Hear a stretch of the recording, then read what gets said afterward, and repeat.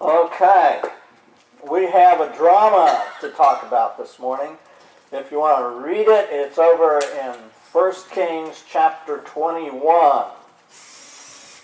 And I should have had that read this morning, I suppose, but I didn't get it done, so my mind wasn't there. So anyhow, over there in chapter 21, now the characters, most of them we're familiar with, right? There's Elijah, the great prophet. Yeah, I guess you'd call him the star of the drama here. But he's the great prophet. And remember we talked about him last week, and we've been talking about him for, this will make the fourth week now, right? So Elijah comes on scene. Am I getting out of shot? Is that what I'm doing? Okay. I don't mean to mess things up here. But he comes on scene this time. Remember last week we sort of had Elijah there. He just had a terrific conquest that he had conquered, and then he went into, you might say, a fit of depression or a time of depression. He was hiding there, and God brought him through that, and then told him, said, we got more work for you to do, you know. Okay, Elijah is going back now to meet Ahab, the king of Syria, again. Okay, so he didn't run away from that. God's going to send him back. He's not hesitating. He's going and doing what he has to do. So we've got Elijah on the scene. So we also have King Ahab on the scene again. He's going to be one of the main characters again. By now, you may, if you've been reading it and so forth, you may have gotten the idea. Ahab is not a real, a brave fellow at all. In fact, for a king, he's kind of subdued. Actually, he's kind of like a spoiled child, right? Let's get right down to it. Ahab is pretty much a spoiled child. And he probably was, you know, being the son of a king and so forth. He probably was a spoiled child, right? So he's one of those fellows, you know, I want things my way, but I don't want to risk anything to get it and so forth. And then, of course, we have his wife, Jezebel. Now, she's the forceful one in the group, right? She's the one that makes a lot of noise, and she undoubtedly drives Ahab. I mean, he is henpecked by her, something fierce. It's pretty obvious there. But this time, we'll find that Jezebel, instead of being the one that threatened the life of the prophet now, it's going to end up with the prophet letting Jezebel know her fate from God. So we've got a little really switch-o there going on. And then we have an added fellow in the thing called Naboth. And he just happens to own the wrong property at this time. So Naboth is there, and then there's a couple of other, what do they call them, bit parts that are there, you know, a couple of scoundrels that you might say are bit parts. So going back there in chapter 21, you get a chance, you know, home and read it, or you try and follow it right now, but probably better go home and read it. Pardon? Was that in Samuel? No, that's in 1 Kings. 1 Kings chapter 21. Did I not say that? I probably did. I forget things. So, yeah, that's in 1 Kings chapter 21. So what we have here is King Ahab. He has decided that he needs a little more space. He wants to put in a vegetable garden next to his palace, right? That's a good thing to do. Some of us probably have little vegetable gardens or something in our backyard, and that's a good thing. Hopefully you're doing a little better with yours than I am with mine right now. The cat made a litter box out of my lettuce bed. That's not working too good. So Ahab wants to make a garden, and so he goes to this fellow because he don't own the land, you see. And so he goes to this fellow named Naboth. And he says to Naboth, he says, let me make you a deal you can't refuse. I'm paraphrasing a lot, right? let me make you a deal. He says, I need your vineyard. Naboth has a vineyard there. I guess probably a pretty nice one. He's been taking care of it for a long time. He says, I need your vineyard to make my vegetable garden. I'll tell you what I'll do. I'll give you another vineyard someplace else that will be a lot better than the one you got. Now, wouldn't that be great to have a better vineyard than what you've got? It would be a great thing. Or if you would prefer, if you're tired of working in the vineyard, I'll just give you enough money, you know, that you can retire and have life easy. Right? And Naboth says to him, no. But he told him why. Now Ahab should have already known it. But Naboth says, I cannot sell you the inheritance from my fathers. I can't do that.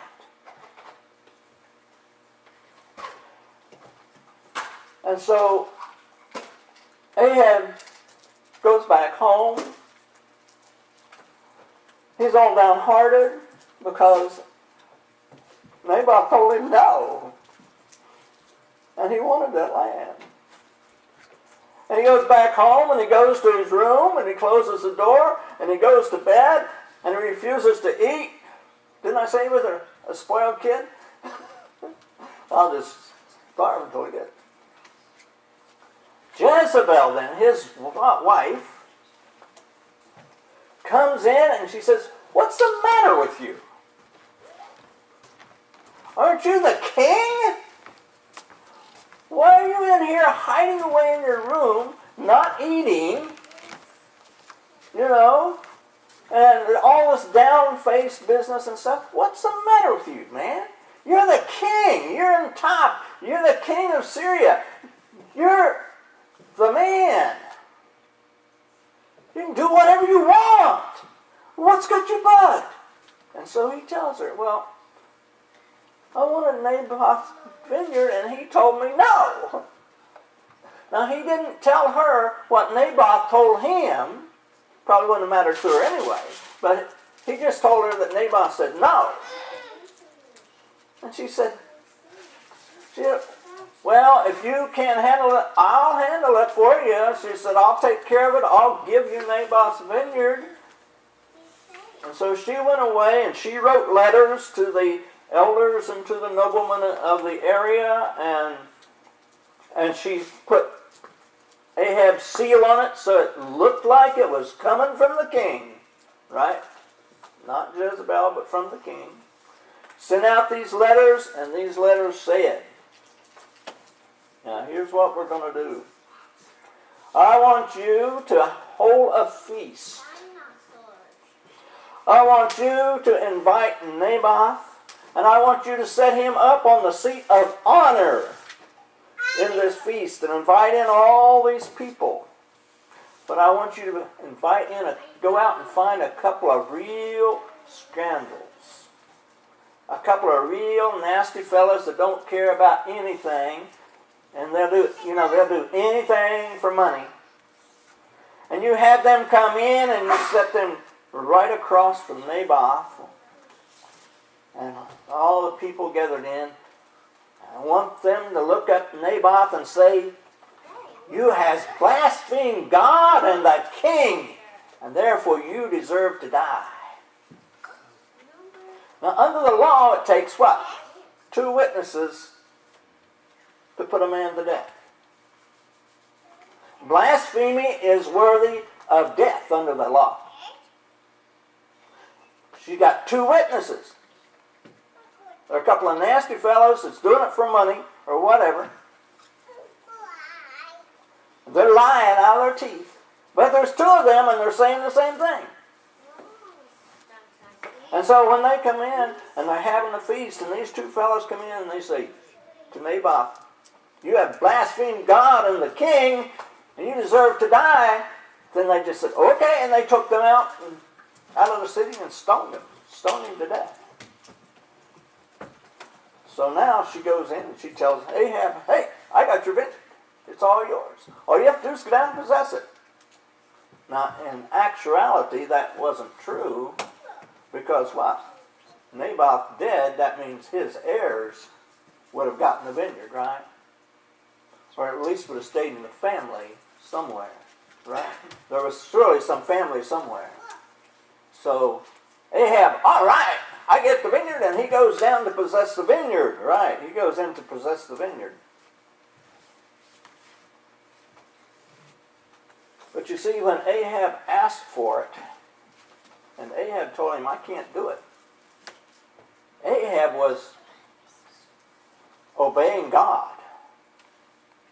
Because when you go back to the book of Leviticus, chapter 25, the book of Leviticus, you go back there right before they enter the land, and God says to Moses, he said, this is what I want you to tell the people. Before they go into the land which I'm going to give to you, and I'm going to give to them, he said, this is how I want things done. This is how I want things done. Each one will have their land. And that land is to stay in the family. In fact, I think it's verse 23 of that chapter where God says, the land belongs to me. It doesn't really belong to the people. The land belongs to me. And therefore, you have no right to sell it. You cannot sell the land because it's mine. And so that's what Naboth is telling Ahab. I can't sell it.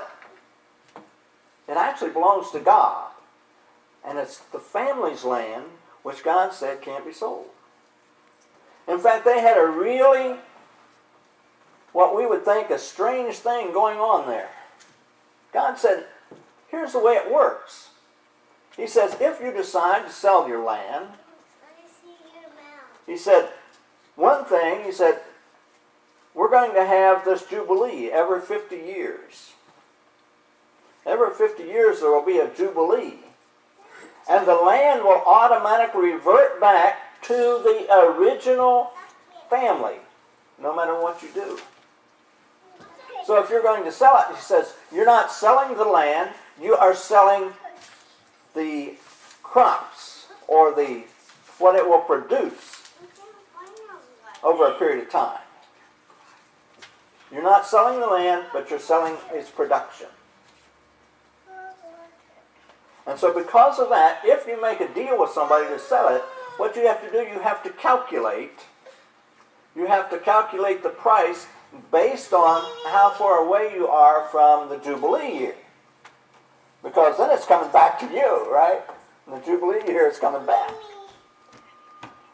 He said, so if you're just a few years away from the Jubilee, then they're not going to have too many years for production. You got to lower the price. If it happens to be just after the Jubilee, where they're going to have almost 50 years, then you raise the price. Because it's based on what they can expect for production. Because the land still belongs to you, no matter what. It's supposed to stay in the family. Now, Ahab knew that. Undoubtedly, he knew the law. He just didn't care. After all, they'd been, serving Baal and some other gods for years, and so he just didn't care. And that's what Naboth said.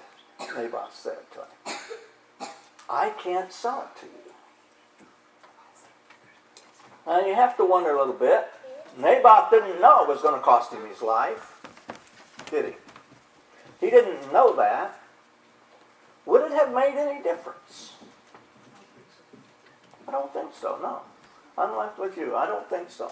We can't really tell, but it sounds like Naboth was a man of God, which being in that part of Israel at that time was saying something, because most of that part of Israel, they were into idolatry. They had already separated from Judah, and so there they was. So Jezebel sets up the thing to get Naboth killed. so that Ahab can have the land. So then God says to Elijah, right? God says to Elijah, you go tell Ahab. Now remember, Elijah and Ahab are not the best friends in the world. They didn't leave on real good terms. Jezebel had threatened Elijah's life. Her threats didn't come true, you know. So he tells Elijah, you're going to go tell Ahab what he did wrong and what it's going to cost him. He's not getting away with this. And so Elijah goes and sends word to Ahab, come here. That's another time. You know, he says to the king, come here. And he comes, right? Elijah has some power. And he says to him, there's some things going to happen here. You're a murderer. You are a murderer. Now, it was Jezebel ordered to hit, wasn't it? But Ahab agreed with it, went along with it, so that makes him a murderer by association, right? So it says, you're a murderer.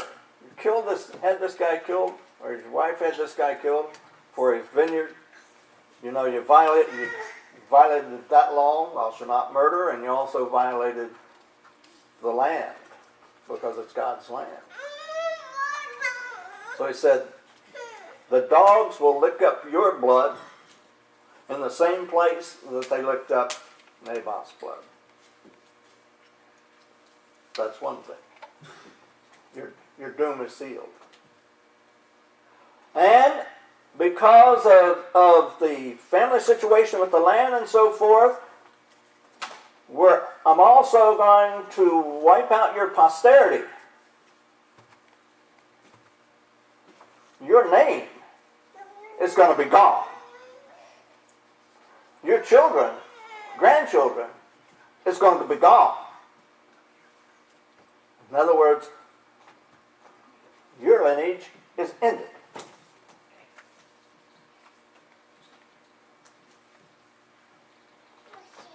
Ahab didn't take that too well, but he did accept it. There wasn't anything else he could do. And he repented. Ahab repented. He put on the sackcloth and the ashes and all that stuff that showed that he repented. He humbled his heart. And so God came back to Ahab and he said, you got to go see Ahab again? He said, have you noticed the man has humbled his heart before me?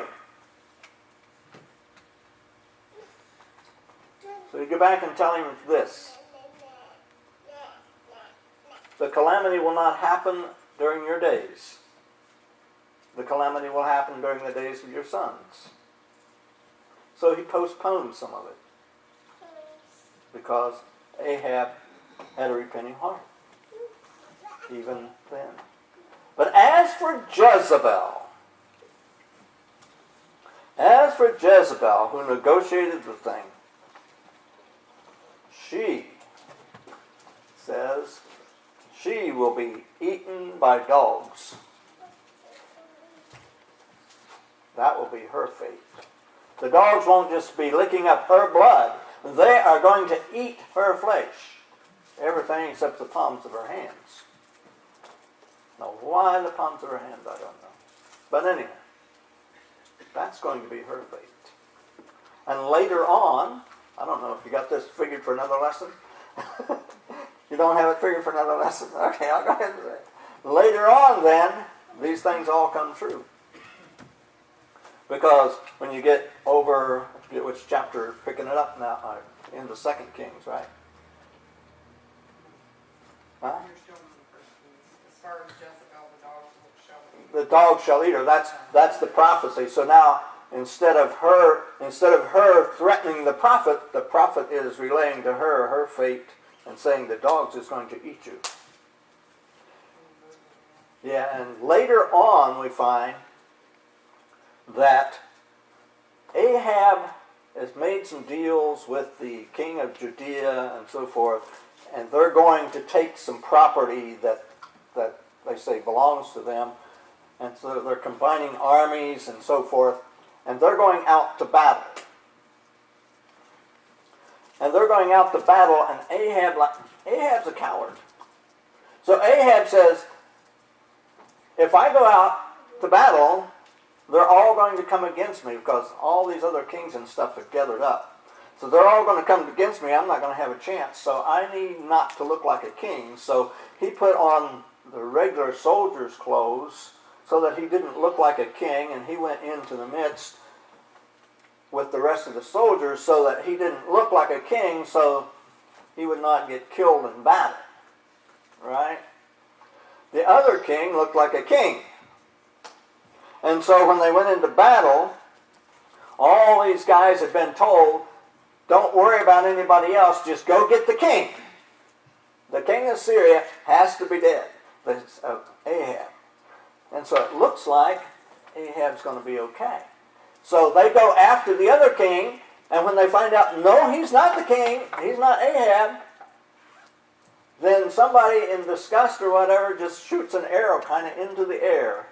And it accidentally, or guided by the hand of God, right, hits Ahab. Strikes him in his armor. And he's going to die. He's going to die there on the battlefield. And the dogs will come and lick up his blood. Just like was prophesied. And that was the fate of Ahab. Jezebel then, she is in the castle. And she is on the second floor. And she is thrown over. She is thrown over and hits the ground below and dies. And dogs come in and eat her. And that was the end of Jezebel. She became dog dung. Not a nice picture, huh? So that's the way it goes. So what's this have to do with us? Naboth had the inheritance of God that he refused to sell. Going over to 1 Peter, we have an inheritance from God.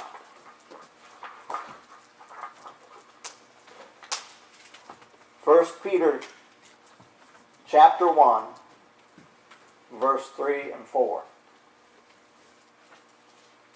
It says, "Blessed be the God and Father of our Lord Jesus Christ, who according to his great mercy has caused us to be born again, to a living hope through the resurrection of Jesus Christ from the dead, to obtain an inheritance which is imperishable and undefiled and will not fade away, reserved in heaven for you." You've been born again. You've been buried in the blood of Jesus. Been there. Then we have an inheritance. We have a God-given inheritance. In the spiritual realm. In our spiritual realm, we have a spiritual inheritance from God. So the question is, do we understand the worth of it as Naboth understood the worth of his inheritance? Do we understand the worth of it? When Satan comes with the worldly things and says, I can give you something better. I can give you happiness untold. I can give you great wealth. I can give you power. You know, I can make you the king of the world if you want. All you have to do is sell me your inheritance. Are we going to sell? Or are we going to be like Naboth and say, no, I'm not selling. It's the family's. It belongs to God. I have no right to sell it. And besides, you really don't have something better, no matter what. That, I think, is the lesson that we've got here. Is comparing our inheritance to Naboth's inheritance and saying, no, I'm going to stand with it. I'm going to stand on it. God's given it to me. I'm going to keep it.